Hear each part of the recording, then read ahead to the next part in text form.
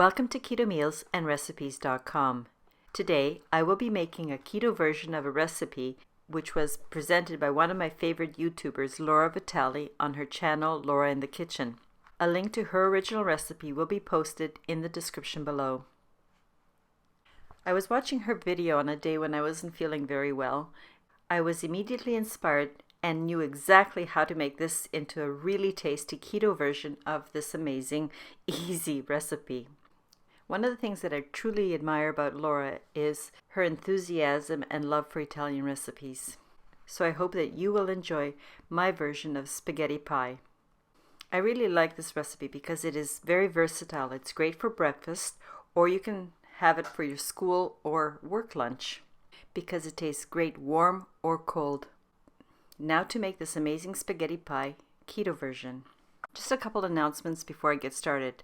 Before starting this recipe, however, if you're new to my channel or have not done so before, I would like to invite you to subscribe, turn on your notification bell, and at the end, if you like my recipe, please give it a thumbs up, comment, and share this recipe with someone that you know.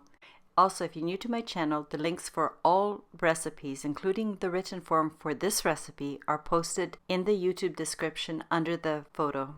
The macronutrient ratio for the spaghetti pie keto version is 1.8 to 1, with 5.8 grams of total carbs, 0.9 grams of dietary fiber, resulting in 4.9 grams of net carbs per serving.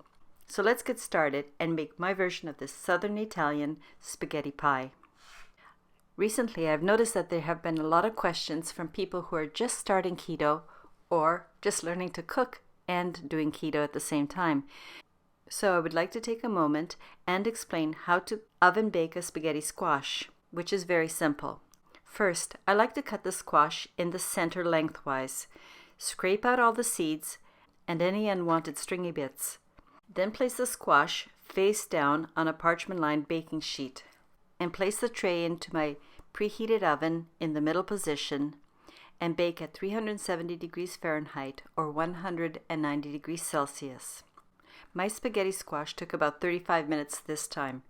However, you should note that your actual baking time could vary greatly. It all depends on the actual size of the spaghetti squash, and they come in so many variations.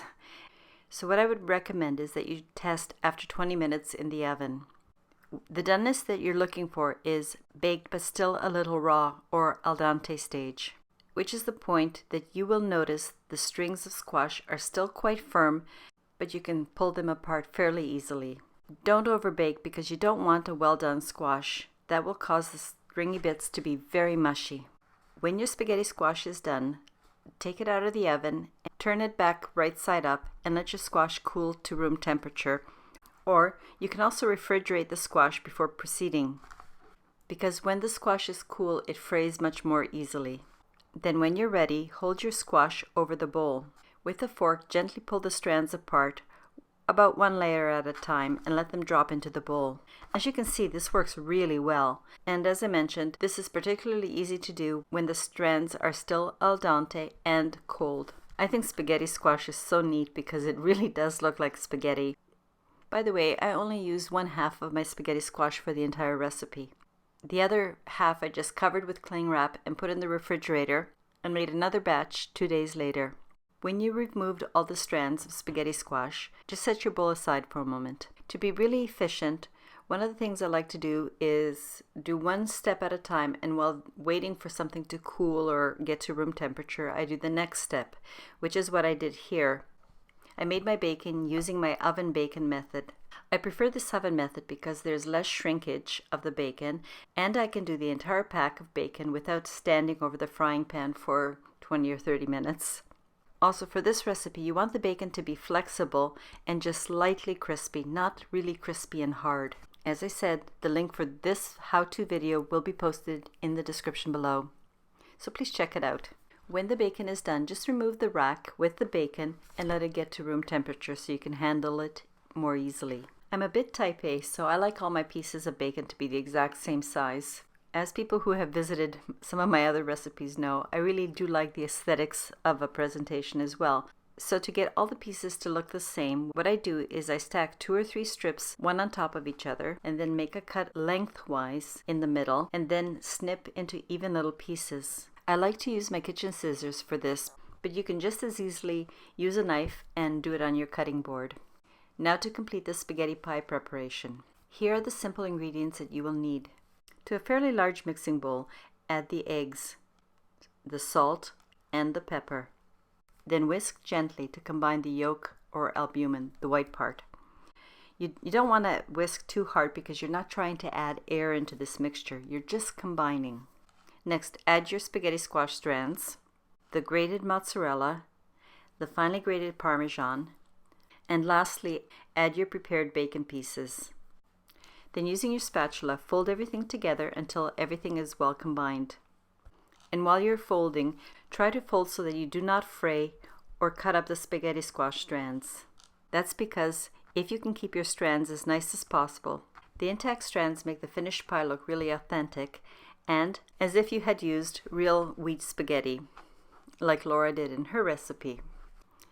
Then simply pour everything from your mixing bowl into your casserole dish, which you prepared by lining the bottom with parchment paper and greasing the sides. Because this can be a little bit lumpy, level the surface with your spatula and place the casserole dish into the middle position of a 400 Fahrenheit or 200 Celsius preheated oven. Then bake for 35 minutes or until a toothpick comes out clean. Take your casserole out of the oven, let your casserole cool for about 20 minutes and then remove it from the dish and let it completely cool before slicing and serving. When I'm ready to serve, I like to add a small dish filled with my cold Italian marinara sauce, which by the way is a great dipping sauce for this spaghetti pie. The taste combination of the spaghetti pie and the marinara dipping sauce brings this already delicious version of spaghetti pie to the next level. If you're making this just for yourself, a couple, or a very small family, this will keep in the refrigerator for several days. Just store it properly in an airtight container. Thank you very much for watching my video. And if you like my recipes, please consider supporting this channel by buying me a coffee. I have a Ko-fi link in the description section. To everyone, I very much appreciate your support and kind comments and hope to see you when I post my next video. Cheers!